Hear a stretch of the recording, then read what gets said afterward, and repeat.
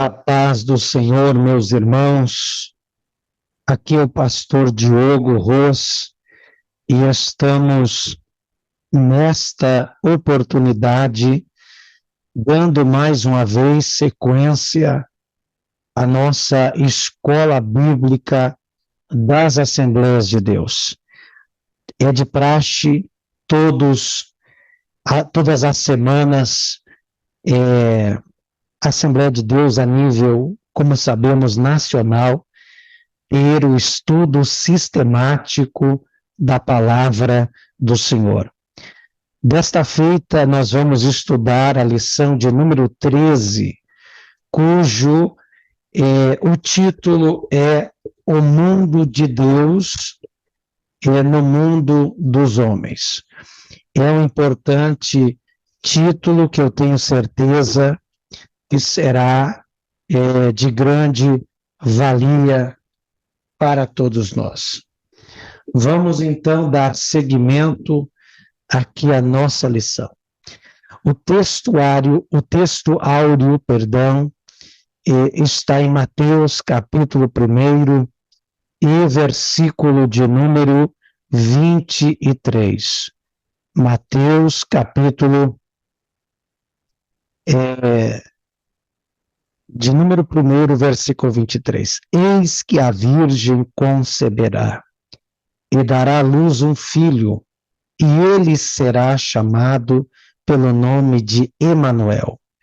Emanuel traduzido é Deus conosco. Verdade prática, na dispensação da graça, a igreja ela deve refletir os valores do reino de Deus no mundo. A leitura bíblica em classe está em Mateus, capítulo 1, versículos 21 a 23, e Gálatas, capítulo 4, do versículo 3 a 7.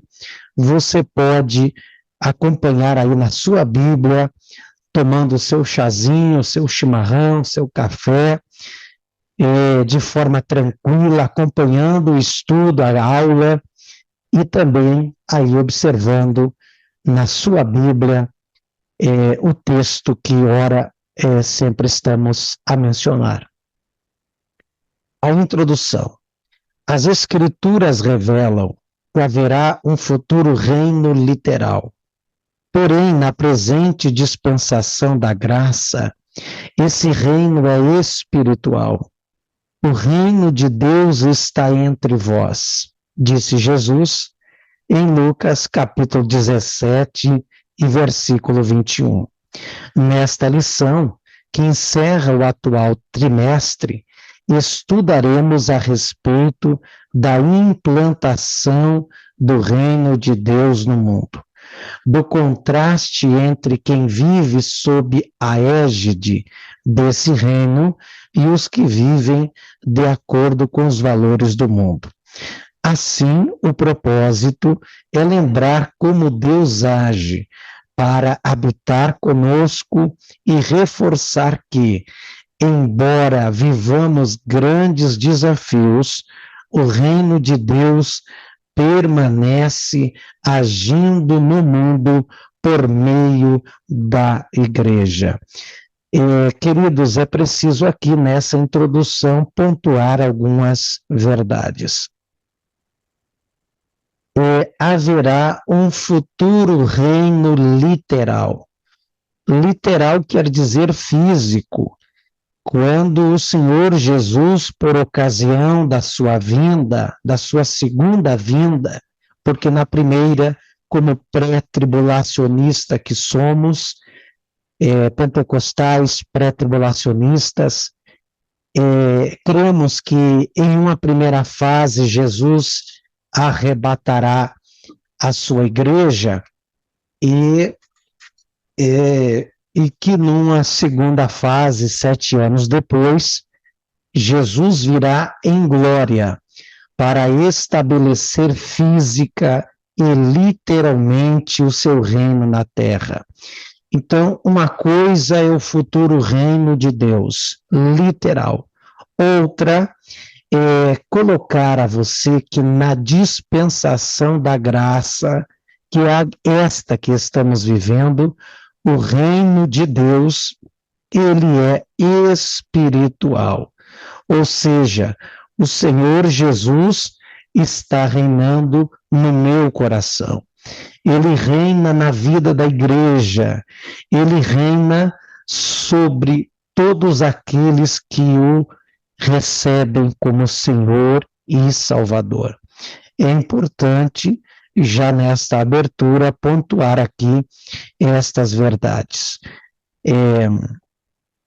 Então, vamos para o ponto de número 1. O reino de Deus no mundo, a encarnação de Cristo. Mateus assevera que a profecia messiânica se cumpriu no nascimento de Jesus. Esse evento se deu pela concepção de Nosso Senhor, pelo Espírito Santo no ventre da Virgem Maria, em que os evangelhos ratificam que ele é Filho do Altíssimo, e que o Verbo se fez carne e habitou entre nós. Ou seja, nosso Senhor é o Emanuel, o Deus conosco. Assim, no tempo determinado, Cristo se fez homem, de modo que ele participou da natureza, da nossa natureza, para expiar os nossos pecados. Então, queridos, é importante ressaltar aqui que esse reino de Deus no mundo, ele começa com a encarnação de Jesus. Ou seja, quando o Espírito de Deus ele veio sobre a vida da jovem e virgem Maria, então o verbo, a palavra que é traduzida verbo em algumas versões, essa palavra aqui, verbo, ela é do grego logos, e logos geralmente pode ser traduzido por palavra, a qual eu prefiro. Ou seja, a palavra, não que verbo estivesse errado, a palavra se fez carne. Jesus é a palavra de Deus. Então, esta pessoa, a palavra, o verbo, ele se fez carne. Ele habitou entre nós. Então, isto já é prova plausível em que o reino de Deus começa a agir na humanidade. Então, o Senhor Jesus, ele participou dessa natureza, essa natureza humana, que tem sede, que tem fome, que tem sono, que é tentado. Jesus participou de tudo isso para quê? Para que ele tivesse possibilidades, méritos, como sendo homem agora, de levar na cruz os nossos pecados, expiar, ou seja, ele foi o Cordeiro de Deus que pagou na cruz os nossos pecados. O que nós não poderíamos fazer por nós mesmos, ele, não tendo pecado, fez-se pecado por nós e expiou-nos, dando-nos justificação, libertação e grande salvação. A mensagem do reino. Após a tentação no deserto, nosso Senhor deu início ao seu ministério. Desde então, começou Jesus a pregar e a dizer: arrependei-vos, porque é chegado o reino dos céus. Aqui fica claro que a mensagem do reino de Deus contém um apelo ao arrependimento, em que o termo grego para arrependimento é metanoia, que significa mudança de mente, abrange o abandono do pecado e o voltar-se para Deus. compreende uma nova atitude espiritual e moral, bem como uma nova conduta.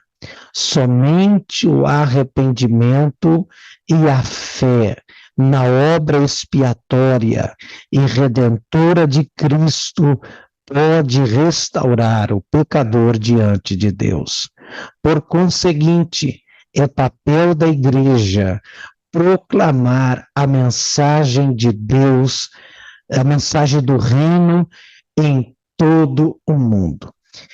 Então, aqui salientando algumas expressões importantes, é dizer que a palavra arrependimento, ou seja, o reino de Deus é um apelo ao arrependimento. E arrependimento do grego metanoia é mudança de mente.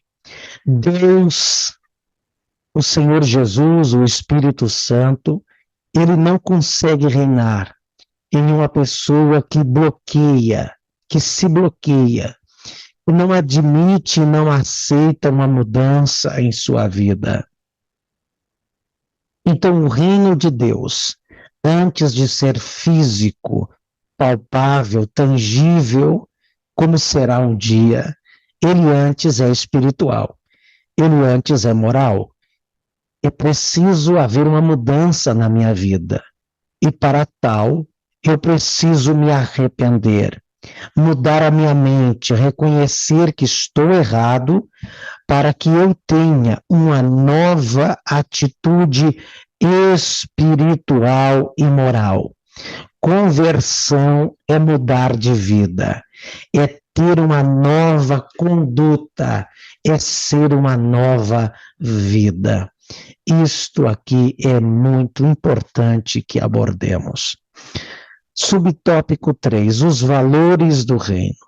No Sermão do Monte, Cristo revela a ética e a moral do reino, onde destacam-se o necessário controle da ira, a fuga da imoralidade sexual, o casamento indissolúvel, a honestidade ao falar e não revidar as ofensas, a esmola, a oração e o jejum a partir de um coração sincero, o não julgar os outros, o alerta sobre os dois caminhos, a advertência contra os falsos profetas e a exortação para a prática desses valores. Nesse sentido, o sermão nos chama para uma vida de perfeição em Cristo e nos convida a priorizar o reino de Deus e sua justiça. Assim, os filhos do reino devem expressar esses valores em sua vida diária. Meu Deus do céu, aqui no capítulo 5 do Evangelho de Mateus, nós temos a carta magna do reino, nós temos a Constituição, a carta magna, os estatutos, os parâmetros, os pilares doutrinários para viver o reino de Deus. Então, para que o Deus reine em meu coração, eu preciso ter controle sobre o meu temperamento, sobre a ira. Eu preciso fugir da imoralidade sexual.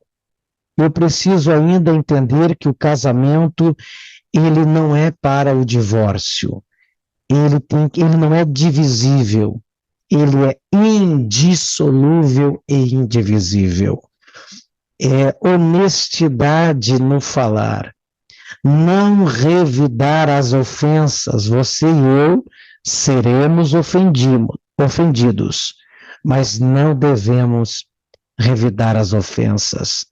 A prática da caridade, da esmola, a oração diária, o jejum esporádico, não pode ser diário, uma vez na semana, uma vez a cada 15 dias, fica a critério de cada um. Jejuar é necessário, orar todos os dias, não julgar os outros, ou seja, são advertências, parâmetros para vivermos este reino de Deus aqui na terra. Fazendo isso, o Senhor Deus estará reinando sobre a tua vida. Então, não esqueça de praticar estas coisas.